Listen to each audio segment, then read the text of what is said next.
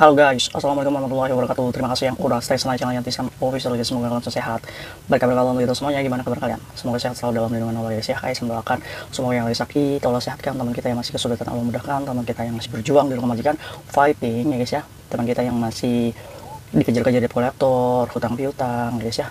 Guys, mendoakan semoga kalian mudah untuk membayar. Amin.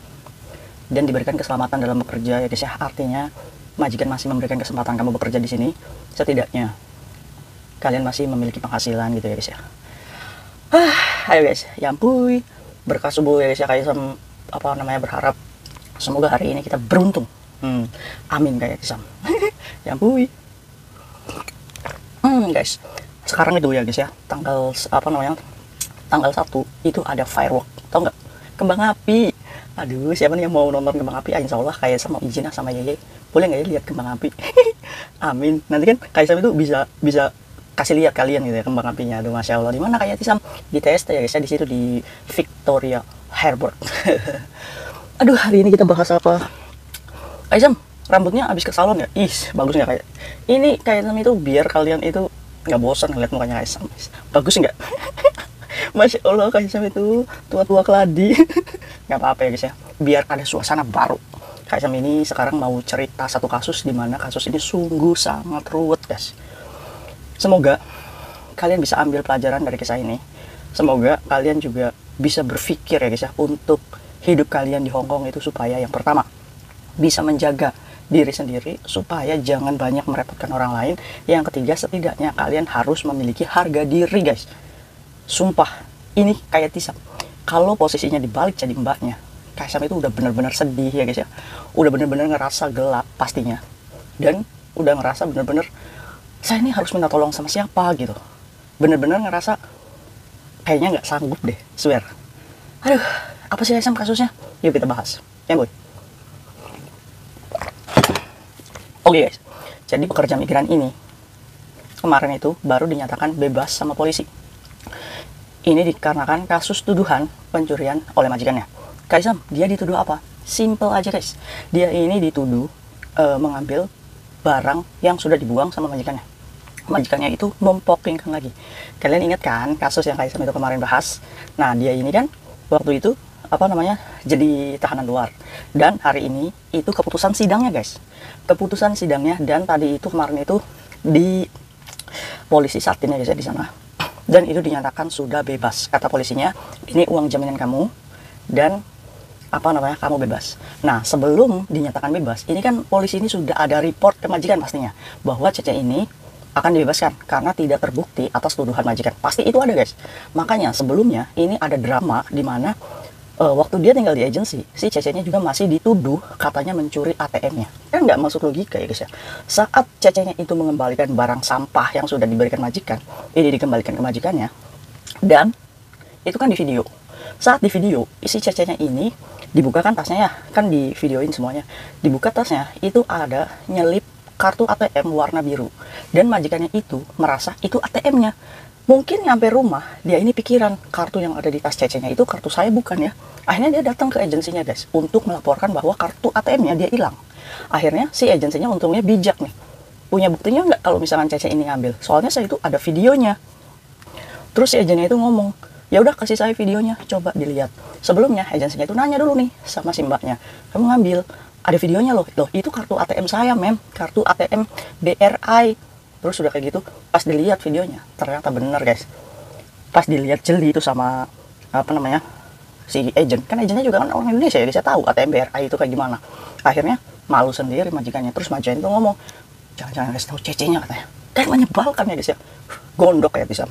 Akhirnya guys, udah tuh majikannya pulang. Ya mau nggak mau dong, majikannya ini nggak mau diperpanjang karena dianya ngerasa malu sendiri kan.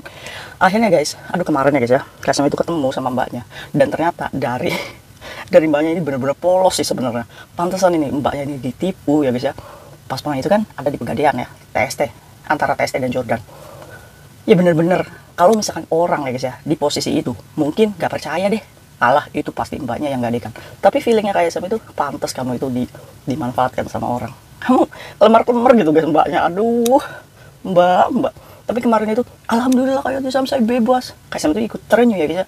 Masya Allah, iya ya, Allah tuh maha besar gitu. Kalau dia memang nggak ngambil, ya akan kun gitu, akan bebas gitu ya guys ya.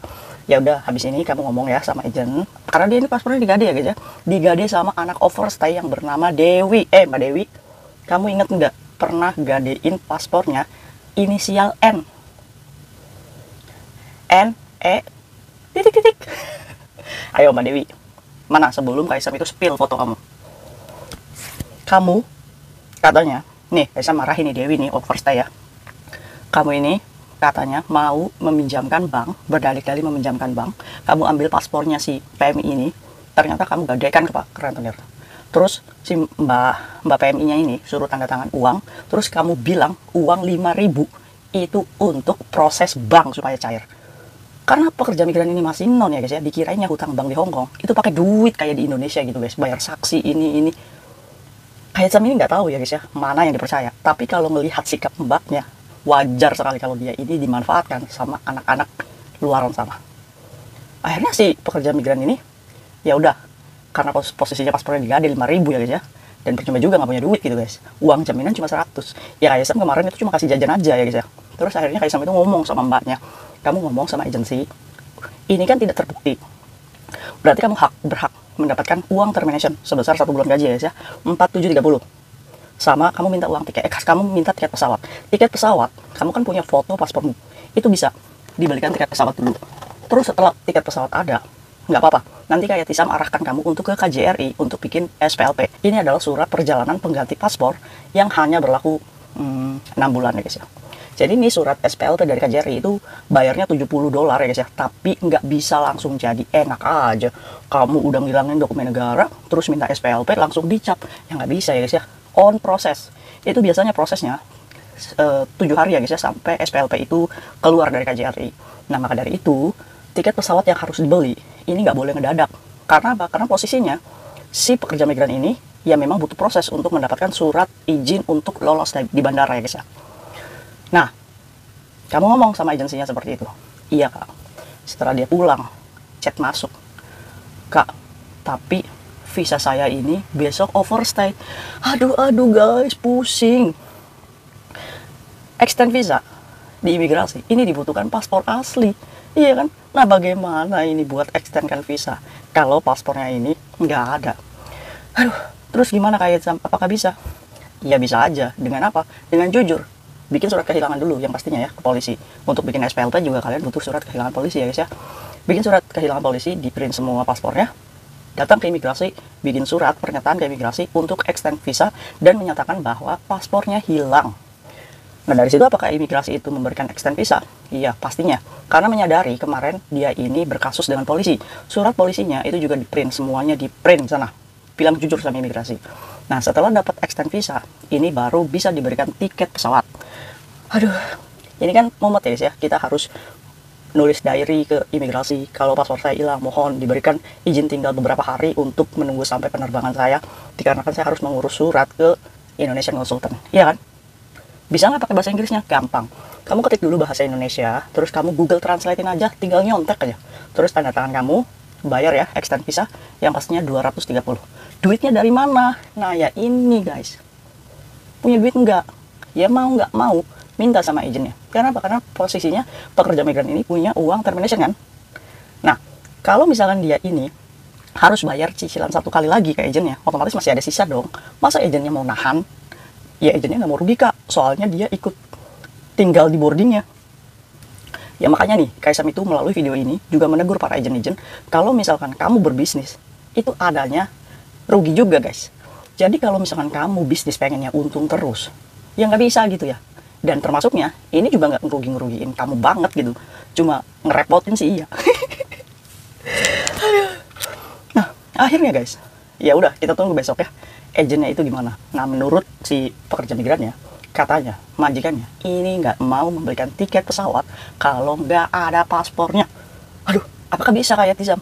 Ya tetap tiket pesawat ya wajib majikan, iya kan? Nah, apa yang dilakukan kayak Tisam?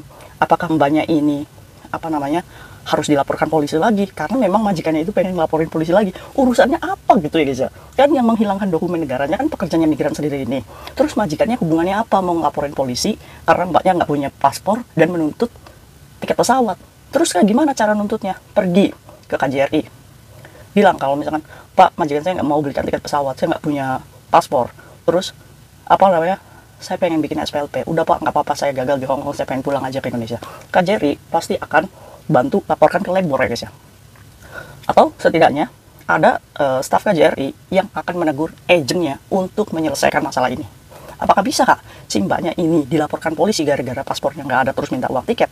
Ya nggak masuk logika. Nggak usah takut kalian, walaupun diancam majikan seperti itu. Kita bahas yuk kasus ini. Emang Kaisam nggak bisa bantu ya? Oke guys, Kaisam itu punya rencana ya. Insya Allah ya, semoga Allah mudahkan. Ini kan paspornya itu kan di rentenir ya. Iya, coba Kaisam itu besok ngomong sama rentenirnya baik-baik untuk Kaisam bisa bantu misalnya 1.000 untuk ambil paspornya. Mau nggak nih rentenir nih? Kaisam kasih uang 1.000, terus paspornya diambil dengan Kaisam jujur kalau dia ini berkasus dengan polisi, ruwet hidupnya. Kalau Allah ini masih memberikan rezeki sama mbaknya, insya Allah mudah.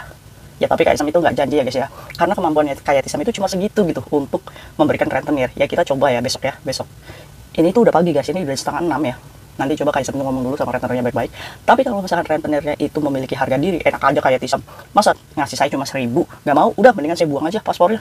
Berarti, mau nggak mau, ya sudah. Kaisam mungkin bantu untuk extendkan aja kalau si, agensinya nggak mau ya guys ya, nggak mau urus biaya extendnya. Nanti Kaisam extendkan aja. Oke guys, begitu rumit ya hidup. Makanya guys, Kaisam itu ngomong, awas hati-hati. Orang di luar sana, apalagi kalian anak baru 5 bulan, itu pasti dimanfaatkan luar biasa. Diiming-imingi apapun itu, jangan mau. Terus yang kedua, walaupun kamu dari Indonesia ke sini, handphone masih tulit-tulit, bertahan dengan handphone tulit-tulit itu. Jangan kamu kredit handphone supaya bisa video call anak muka kalian glowing. Jangan guys, menambah beban kamu di sini. Udah kamu potongan agensi, harus bayar kredit, harus bayar bank. Kenapa kamu datang ke Hong Kong dengan hidup yang sudah rumit ya guys ya? Jangan ya. Bertahan setidaknya kamu hidup prihatin di Hong Kong 1 tahun deh. 1 tahun dulu. Untuk bebas hutang dulu, baru kamu gaji full itu bisa nabung. Beli iPhone 15 kayak. Iya kan? Amin. Yang penting duit kalian sendiri gitu. Nah, posisinya kalau misalkan kasusnya kayak mbaknya ini, udah ruwet guys. Ruwet banget. Tapi Kaisam itu nggak mau ya. Seruwet-ruwetnya pekerja migran ini, dia adalah manusia yang memiliki khilaf ya guys ya. Takutnya Kaisam itu nekat gitu, iya kan? Apalagi dia udah pernah ketemu kayak Tisam kemarin. Kaisam juga sebagai manusia itu kan wajib untuk menolong ya, semampu saya loh ya guys ya. Kaisam itu nggak mau jadi pahlawan yang ngambilkan paspornya 5.000. Itu tuh tidak mendidik guys. Biarkan mbak ini bertanggung jawab setidaknya ya guys ya. Oke? Ambil pelajaran dari kisah ini. Jangan percaya sama orang. Hidup prihatin, jangan kredit atau hutang bank. Terus yang ketiga, jangan ambil barang majikan walaupun entah itu uang koin atau barang sampahnya, atau majikan sudah buang di sampah kamu ambil. Terus kalau misalkan majikan pelit soal makanan, jangan suka nyicip makanannya majikan, karena 6 bulan itu kalian masih dalam pengawasan dan majikan itu belum percaya banget sama kamu dan takutnya ilfil gitu sama kamu guys. Kalau misalkan kamu ketahuan ya guys ya ngambil pisangnya, udah nggak apa-apa. Kalau misalkan kamu diberikan telur sama mie aja, makan yang dikasih aja untuk mendapatkan kepercayaan dulu nih, supaya jangan dikira kita ini lancang ya guys ya. Kalau kalian kurang makan, kalian beli di luar dengan gaji kalian ya. Oke? Aduh, terus pesan buat kalian apa nih untuk anak-anak baru guys? Maksudnya untuk pekerja migran yang baru bekerja di Hong Kong supaya tidak serumit ini hidupnya. Selain hidup biasa-biasa aja, kalian punya saran nggak buat teman-teman kita yang masih baru di sini? Tolong nasihati teman-teman kita ya. Tulis di kolom komentar. Terima kasih nih yang udah